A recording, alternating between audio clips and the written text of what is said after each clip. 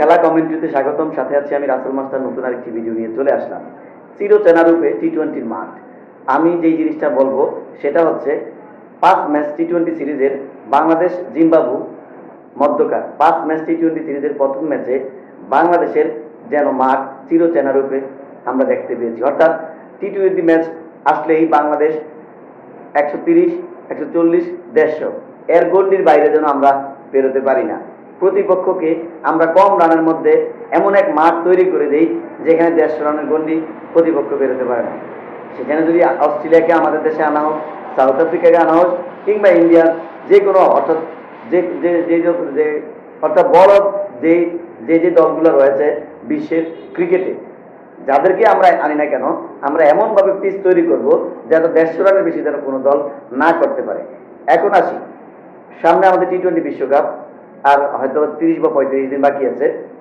আমাদের টি-20 বিশ্বকাপে আপনারা লক্ষ্য করে থাকবেন বাউন্সিং পিচ তৈরি করা হবে এবং রানের ফুলঝুরি আমরা দেখতে পাবো।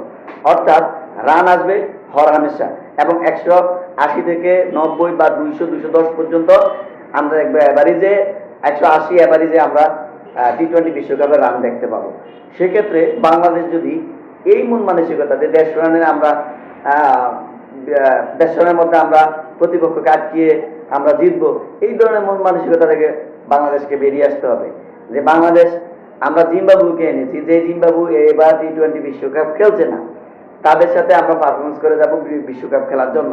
তো যাই হোক, আমাদের চিন্তা চেতনার অনেকটাই পরিবর্তন করতে হবে। আমরা আসলে এখনো আমরা অনেক পিছিয়ে আছি। আমাদের ক্রিকেট দিন দিন আমরা আপনারা দেখতে পাচ্ছেন উন্নতি, আমি মনে করি অবনতি হচ্ছে। তো যাই হোক, এখন আপনারা যেই ধরনের পিচ তৈরি করে ক্রিকেট খেলিয়ে থাকেন, এই ধরনের পিচে আসলে আমরা মিচে আমাদের প্লেয়ারদের ক্যারিয়ারটা আমরা নষ্ট করে ফেলছি। কম রান তাড়া করে ম্যাচ জেতা আর বিশ্বকাপে গিয়ে রানের পাহাড়ের চাপে পড়া, পাহাড় সমান রানের চাপা পড়া, আসলে তখন বুঝবো এবং বাংলাদেশ দুকে দুকে তখন বুঝবে যে বাংলাদেশ আসলে এত রান তাড়া করে ম্যাচ জেতার মতো তাদের এই মন মানসিকতা থাকবে না। কারণ বাংলাদেশ জিততে শিখেছে 150 বা 140 রানের রান তাড়া করে ম্যাচ জিততে শিখেছে। বাংলাদেশ 200, 210 রান এই ধরনের স্কোর তাড়া করে বাংলাদেশ ম্যাচ জিতার সম্ভাবনা বা এই জিতার যে ইয়েটা সেটা তাদের মাঝে নেই। আসেন এখন আমরা লিটন কুমার দাসকে দেখতে পেয়েছি, তিনি বলে 1 রানে তিনি আউট হয়ে প্যাভিলিয়নের পথে চলে গিয়েছিলেন। এখন আসি, এই লিটন কুমার দাস আর কত খেলার সুযোগ দিলে তিনি এভাবে বারবার ওপেনিং ব্যাটসম্যান হিসেবে অটো চয়েস হয়ে থাকবেন। তিনি তার উইকেট কিপিংও তিনি ওইভাবে পারদর্শী না। এখন আসেন, তবে কেন আমরা এই লিটন কুমারের জায়গায় ইমরুল কায়েসকে সুযোগ দিচ্ছি না? আমি দেখেন আসন্ন বিপিএল এর এমন অবস্থা হয়েছে, আমি দেখেছি এই বিশেষ করে কুমিল্লা ভিক্টোরিয়ান্সের হয়ে যখন লিটন কুমার দাস ক্যাপ্টেন্সি করেছিলেন, ইমরুল কায়েসকে 3 ম্যাচ খেলানোর পরে যখন দেখছে তিনি রানে যথেষ্ট ছন্দে রয়েছেন, ওনার পারফরমেন্স মানে অর্থাৎ টপ 5 ব্যাটসম্যানদের মধ্যে ওনার চলে আসবে স্কোর, তখন কি করলেন লিটন কুমার দাস তার নিজের ক্যারিয়ার চিন্তা করে এই ইমরুল কায়েসকে বাদ দিয়ে দিলেন দল থেকে। এবার এখন এই ইমরুল কায়েসের প্রতি আসলে জাতীয় দলের অবহেলিত প্লেয়ার এই ইমরুল কায়েসের প্রতি যে অবিচার, বিসিবি সহ প্রত্যেকটা সেক্টরে যে অবহেলা তাকে করা হয়েছে, সেটা আমার বোধগম্য নয়। এই জিম্বাবু সিরিজের এরকম লাস্ট যখন টি-20 অর্থাৎ ইমরুল কায়েসের ক্যারিয়ারটা শেষ হয়েছিল এই জিম্বাবু সফরের মাধ্যমে। জিম্বাবু যখন বাংলাদেশের মাঠে আসছিল তখন তিনি 3 ম্যাচে 350 রান করেছিলেন, 2টি সেঞ্চুরি এবং 1টি হাফ সেঞ্চুরি। তখন কোন কারণে তিনি তার ক্যারিয়ার শেষ হয়েছে, কোন কারণে তিনি বাদ পড়েছেন, এটা আমরা আমাদের জাতির কাছে বা ক্রিকেট বিশ্লেষক যারা আছে কখনো তারা কোনো চ্যানেলে সাক্ষাৎকারে বলেননি কিংবা বিসিবি কর্তাও বলেননি। আসেন এখন আসি সৌম্য সরকার। আমাদের যে ওপেনিং সংকট, সৌম্য সরকার ওপেনিংয়ে ফিলে এর সমাধান হচ্ছে কি? আমি তো মনে করি সৌম্য সরকার ফিলে এর সমাধান হচ্ছে না। কারণ সৌম্য সরকার যে লাস্ট 5টি টি-20 খেলেছেন তার অ্যাভারেজ মোটেও ভালো নয়। তবে হ্যাঁ, ওনার ওডিআইতে রেকর্ড ভালো। যেমন নিউজিল্যান্ডের মাঠে নিউজিল্যান্ডের সাথে তার ক্যারিয়ার সেরা ইনিংস খেলেছেন। আসলে আমরা আমাদের এই যে ক্রিকেট, আমরা আমাদের এই ক্রিকেট পাড়ায় এগুলা নিয়ে সারাক্ষণই আলোচনা সমালোচনা ঝড়। আমরা আমাদের ক্রিকেট বিশ্লেষক, বিশেষ করে আমার কাছে অত্যন্ত ভালো লাগে সৈয়দ আবির হোসেন সামি ভাইয়ের বিশ্লেষণ। উনি একমাত্র ব্যক্তি যিনি বস্তুনিষ্ঠ আলোচনা করে থাকেন। কিছু ভিউ ব্যবসায়ী আছি যারা ভিউর জন্য মিথ্যা থাম্বেল তৈরি করে ভিডিও বানান।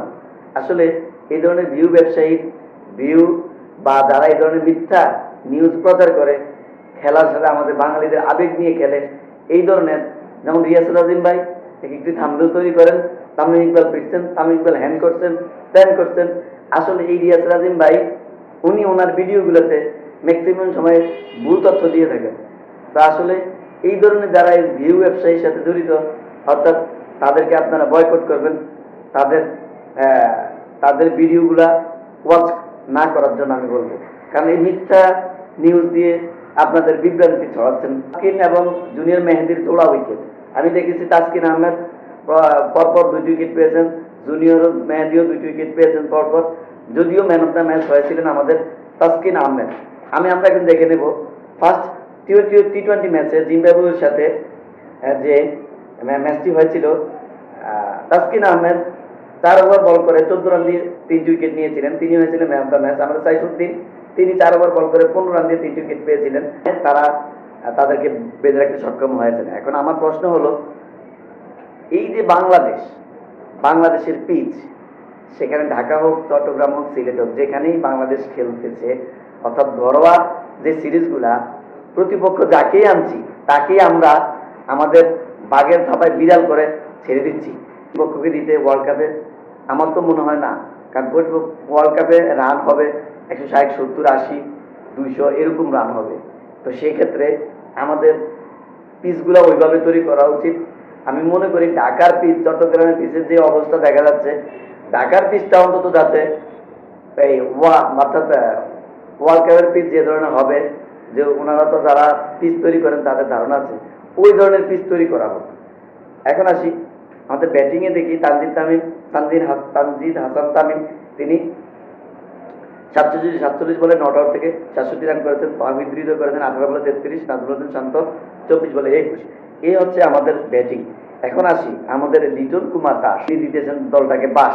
তাই আমাদের লিটন কুমার দাস যেভাবে বারবার পাস পেয়ে যাচ্ছেন, দল একাদশ থেকে বাদ দেওয়ার জন্য আমি কর্তৃপক্ষ সহ বিসিবি কর্তা বা যারা ক্রিকেট মেন্টরি রয়েছেন তারা সকলে এই লিটন কুমার দাসকে নিয়ে ভাবতে হবে। টি20 একাদশে যেন, বিশ্বকাপের একাদশে যেন অটো চয়েস না হয়।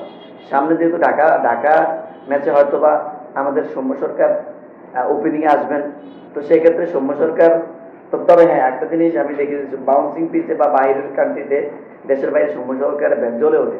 সেক্ষেত্রে আমি মনে করি লিটন কুমার দাস যেহেতু ছন্দে নেই বা ফর্মে নেই, সেখানে লিটন কুমার দাসকে সুযোগ দেওয়া হোক। ফার্স্ট টি20 আমরা স্কোরটা দেখি, দেখেন 7 উইকেট চলে গেছে জিম্বাবুর 50 রানের মধ্যে। সেক্ষেত্রে তারা 20 ওভার 124 রানের লক্ষ্য দেয় বাংলাদেশকে, আর বাংলাদেশ 2 উইকেটে 126 রান করেন এবং 8 উইকেটে জয়লাভ করেন। 5 ম্যাচ টি20 সিরিজে 1-0 বাংলাদেশ এগিয়ে গেল। এখন ক্লাইভ মদন্ডে তিনি 39 বলে 43 রান করেন। ওয়েলিংটন মাতাকাজ্জা তিনি 34 বলে 34 রান করেন। এই হচ্ছে যখন জিম্বাবু এবং বাংলাদেশের মধ্যকার ফার্স্ট টি20 ম্যাচের অবস্থা, তখন আমাদের ক্রিকেটে এই লিটন কুমার দাসের কি নেবেন বিসিবি ব্যবস্থা।